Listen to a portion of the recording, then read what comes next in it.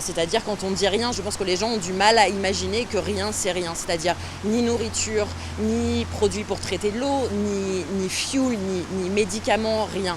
On a 2,2 millions de personnes à peu près dans la bande de Gaza qui sont intégralement dépendants de l'aide humanitaire à l'heure actuelle du fait de maintenant presque 20 mois de conflit. Qui opèrent sur place, nous avons dénoncé depuis le début l'instrumentalisation de l'aide par ces compagnies privées.